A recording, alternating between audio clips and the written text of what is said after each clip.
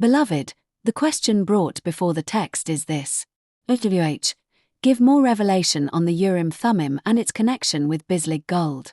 The lead verse drawn is Numbers chapter 18, verse 23. It says that the Levites will serve the priestly tabernacle at the appointed place, and they will bear their depravity. It is a statute for the ages throughout your covenant generations, that among the covenant children of Israel they have no priestly inheritance. That verse sets the key for everything that follows. The mathematical verdict over this draw is yes, an affirmative pattern. The basis is 100% yes, 0% no, and 0% unresolved. The claim is a strong anomaly, all gates passed. The triple convergence of identity, inheritance, and priesthood rises to 28.97 sigma, far beyond the strong anomaly threshold. The convergence confidence is 100% across 6 of 6 channels. The global anomaly test is extreme, and the data shows a statistically confirmed non-random pattern across multiple independent channels. The pattern survives the false discovery rate correction. But this verdict is a pattern reading of the drawn text. It is not a certificate about Bislig, about gold, or about any object outside these verses. That triple convergence matters. Identity, inheritance, and priesthood are not scattered here. They are speaking with one voice. The text is not offering a single thread. It is offering the whole architecture of covenant standing. The writing's frame suggests a personal and liturgical word, not a political or economic word. The Father is addressing how a priestly people hold sacred things, how they inherit, and how they inquire. The text itself tells us plainly that the words Urim and Thummim do not appear in this draw. Neither does the word Bislig. So this is not a direct naming of a stone or a place. It is an answer about the priestly architecture into which any inquiry about consecrated gold must fit. Numbers chapter 18, verse 23 places the Levites at the tabernacle with no landed inheritance. Joshua chapter 13, verse 14 says it again. Only to the tribe of Levi he gave no covenant inheritance. The sacrifices of YHWH Elohim of Israel made by fire are their inheritance. That is the governing frame. The draw answers through priesthood and consecrated inheritance, not through a land claim or a gold claim. This is not a small point. The Levites were not left without provision. They were given the fire offerings of YHWH. Their inheritance was not a parcel of land. It was the altar, the service, and the presence. That is why the question of gold must be read inside priesthood. If gold is pulled out of the sanctuary and treated as common wealth, it loses its consecration. But if it is brought to the altar, weighed, and set apart, it can become a covering for the ark and a witness among the people. At the center of this answer is the consecrated gold of the sanctuary.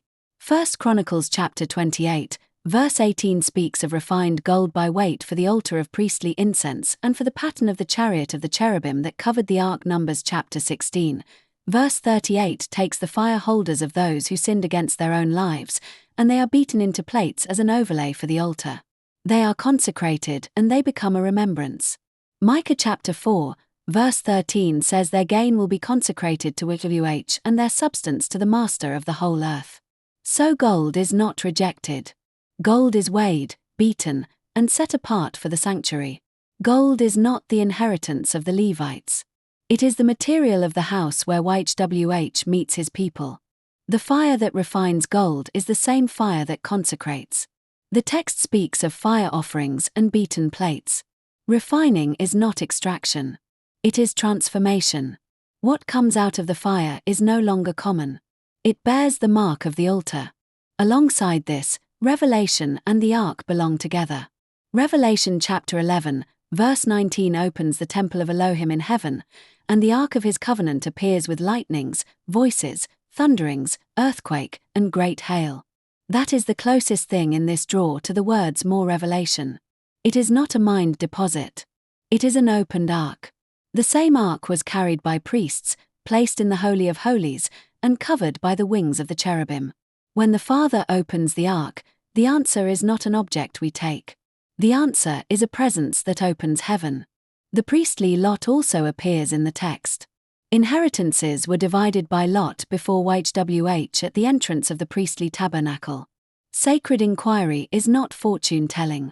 It is the covenant people standing before YHWH and letting him make the division. The lot is a sacred decision, not a random guess.